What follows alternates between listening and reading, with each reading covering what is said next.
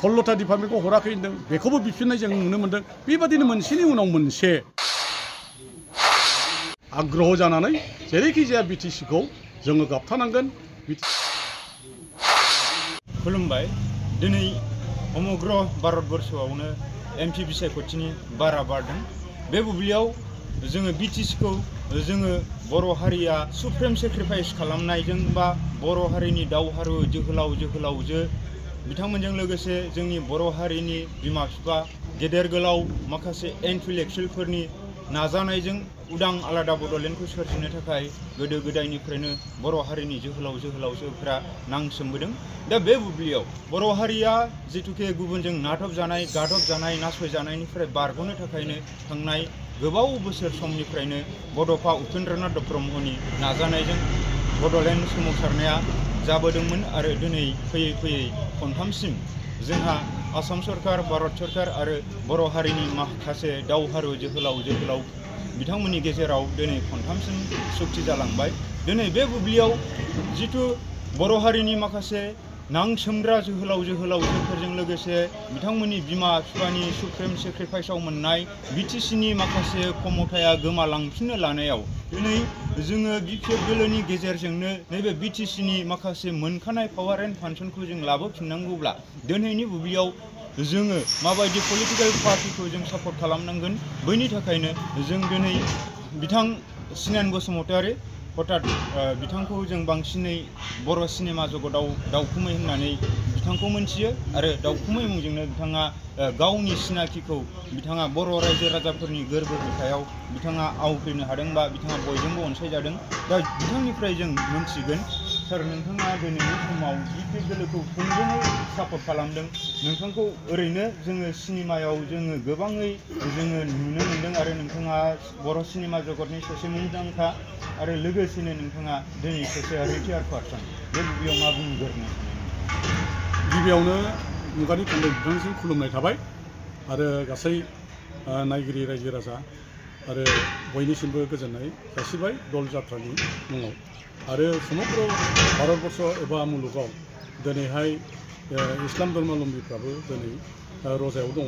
बिथांमोननि थाखायबो जाहाथे आल्लाया बिथांमोननो बोर सारस्रियो बिनि थाखाय आङो गिबियावनो आर'ज खालामो। दा आङो दिनैहाय बिपिएफ दलाव 19 बोसोर आराम्भनिफ्रायनो आं दङ आरो आङो चिरां जिल्ला बिपिएफ दलनि आं सासे भाइस प्रेसिडेन्ट जानानै दंबोबाय थायो आरो बेबायदिनो आं दलनि खामानि मावदों। आरो दाखालि थांनाय 19 तारिखआव बिपिएफनि केन्द्रीय कमिटि तथा सेन्ट्रेल बिपिएफनि मोनसे स्टेरिं कमिटि दानायाव आंखौहाय केन्द्रीय कमिटि सेन्ट्रेल स्टेरिं कमिटिनि सासे भाइस प्रेसिडेन्ट हिसाबै सायख'दों।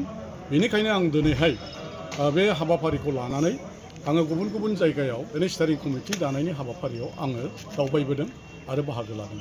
जेरै दहाय 10टायाव दिनैहाय 27 तारिख 3/2024 दिनै आङो बावखुंग्रियाव मोनसे स्टेरिं कमिटि दानायाव बाहागो लाबोबाय। बाव दले बले गासै गुबुन गुबुन जाथि जनगोष्ठी धर्मावलम्बी मानसिफ्रा बाहागो लाफैदों आरो बिपिएफनि प्रति नांगोल सबियाव भट होनानै जोंनि बिजाथि श्रीजुत खाम्फा बरगयारिखौ देरहाहोनानै दिल्लीयाव एमपि हिसाबै दैथायहरनायनि प्रतिश्रुति होदों आरो सारा जोंनि बे बावखुंग्रि ओनसोलाव हाग्रामा महिलारिनि जिथु बिपिएफ दल बेखौनो गोजौ आरो जौगानाय बिथिङाव लाबोफिननो थाखाय हाग्रामा महिलारिखौनो शिफ्ट खालामफिननायनि थांखि लानानै दङ।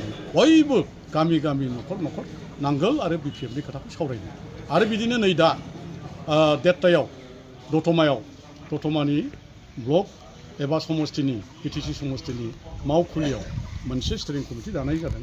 बेवहायबो हाबाफारि हिसाबै आं नुजाफैनो हादों आरो बेवहाय आङो दतमा एमसिएलए प्रकाश बसुमतारी बिथांखौ धन्यबाद होयो।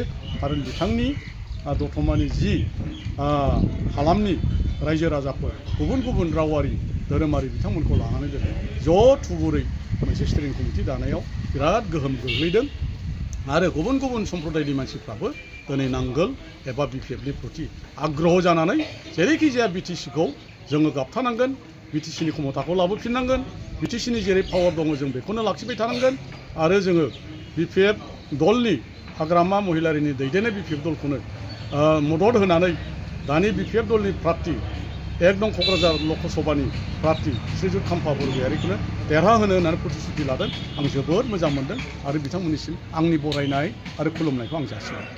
दिनै बिपिएफखौ मानि थाखाय भट होनांगौ होननानै नोंथाङा सानो?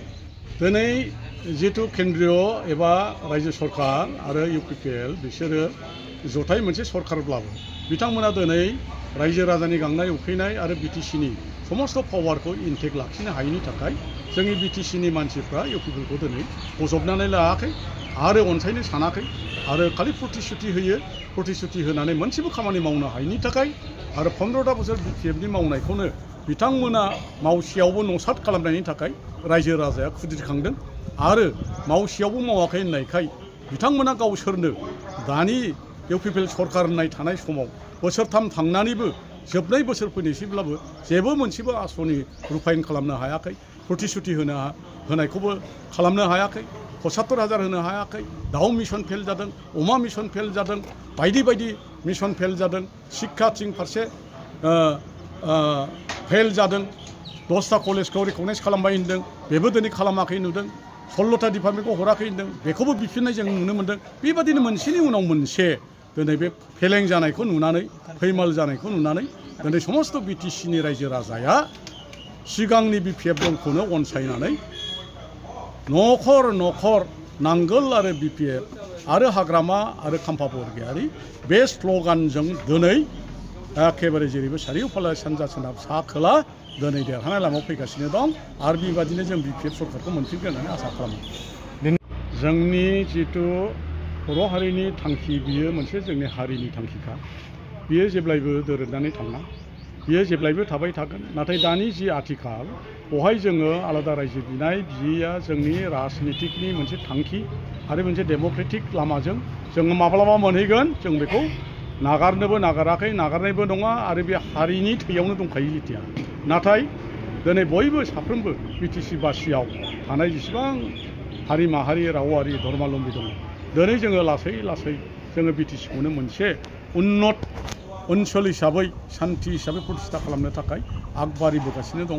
बेनिखायनो दिनै आङो मोनसे खावलायनो सानदों जोंनि बिटिसि ओनसोलनि जोंनि हालामनि साफ्रोमबो मोनफ्रोमबो बिथिङाव जाहाथे महिलाफ्रा आइमावफ्रा सिगांबोयो, जाहाथे गुबुन बे इउपिपिएलनि माने महिला मिशन बादि बाहायनो नागिरनाय गुबुन गुबुन मिशनफोर फेल जानाय बादि महिलाफोरखौ प्रलबन खालामनानै बायदिसिना दाउ अमा फिसिनाय, बायदिसिना दंफां गायनाय, फुलि गायनाय एबा सेल्फ हेल्प ग्रुपनो उमुक होगोन थुमुक होगोन 75,000 होगोन साख्रि होगोन बेफोर प्रलबनखौ होआलासे बिथांमोना बेनिफ्राय गोजानाव थानांगौ आरो नंगौ खामानिखौ मावलांबाय थाथों बिथांमोना हायोब्ला आरो हायाबा बिथांमोना प्रलबन होनानै जाथिखौ गुलुं गुजुं एबा ओनसोलखौ असान्थि लाबोनो नाङा बेखौ आं बिथांमोनसिम खावलायो।